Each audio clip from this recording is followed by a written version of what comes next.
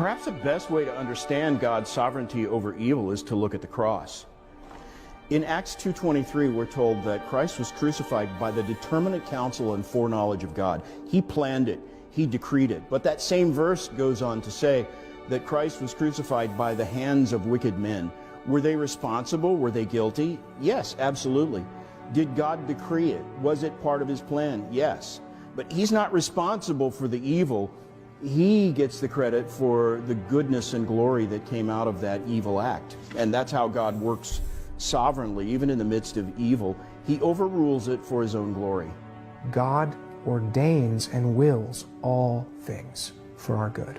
In the Westminster Confession of Faith, for example, it affirms that God has sovereignly decreed whatsoever comes to pass. And that includes ordaining suffering and calamity and disease and death. Any definition of God's sovereignty that allows for evil to exist as a part of his will and purpose is an immoral definition of sovereignty. And you have to have a fairly strong tolerance for mystery to find comfort in that. In Isaiah 46, he says, I am God, there's no one like me. Declaring the end from the beginning, which means he declared what the end of all things would be before the beginning of time. And he says, and I will do all my pleasure, meaning nothing that God has ever planned or proposed or willed will ever be thwarted. And he does not discipline us as his children by causing sickness to touch us. That's not in the Bible. But I think of Job, for example. Job was marked out to suffer by the sovereign will of God. Not because there was anything wrong in his life, but because there was everything right about his life. That's why he suffered. With Ehlers-Danlos, a lot of people have a lot of severe pain and joint dislocations, so I started having problems there.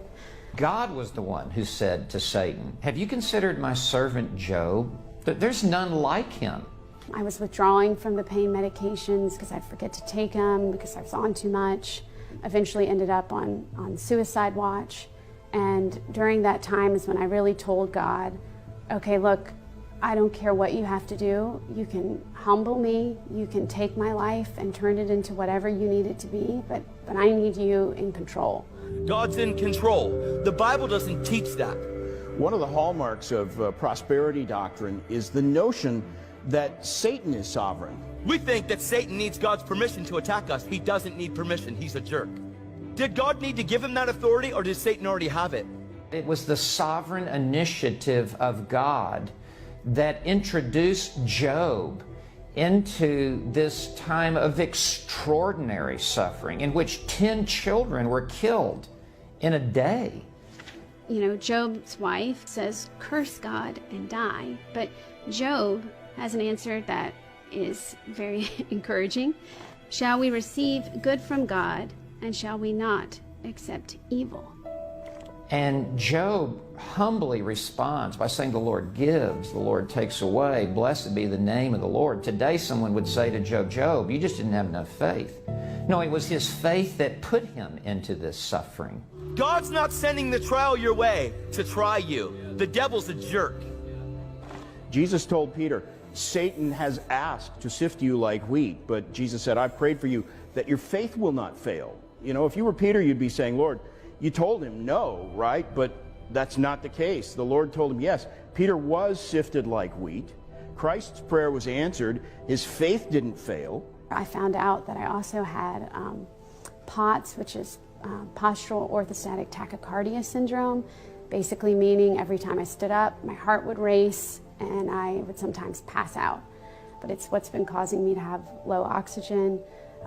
I faint a lot. I have low blood pressure because of it. I no longer sweat.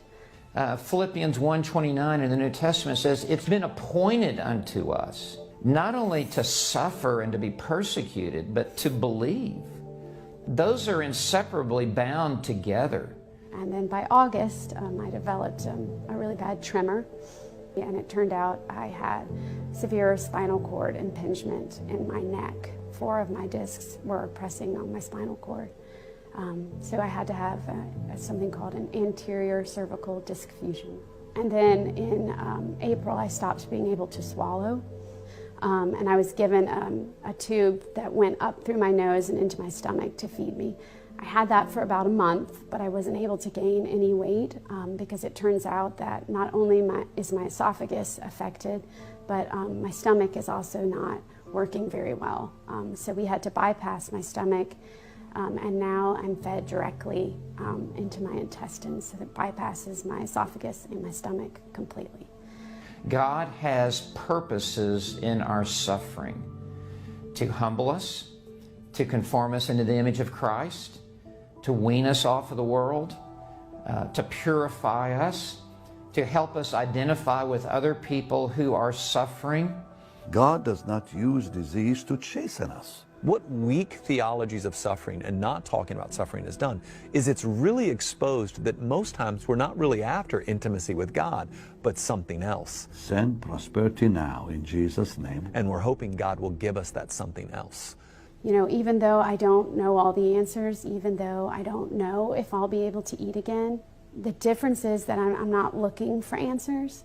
I don't need to know the answer to that question. I'm not angry with God anymore because I don't think that He owes me anything. I feel like He's given me a wonderful life and I'm not even owed that. And through all of the suffering that I've had, He's given me such comfort, such peace, such joy, that my life is 1,000 times better than it was before. If I could pick to go back to that life before, there's no way. I don't even want to go near that other life. I don't want anything to do with it, because the life I was living before was so empty compared to the life that I have now. Now when I wake up every day, I need God. I need Him to get through the day. And through all of that, my life has gotten better and not worse. Even though to somebody maybe on the outside, it looks worse, but it's not. I have so much more happiness now than I ever did before. People often ponder the question, why does God let bad things happen to good people? The truth is, that's only happened once, and that was Christ, who voluntarily gave His life on the cross, so that the greatest evil that ever occurred was used by God to bring about the greatest good I can think of, and that is the redemption of sinners for His glory. One of my favorite attributes of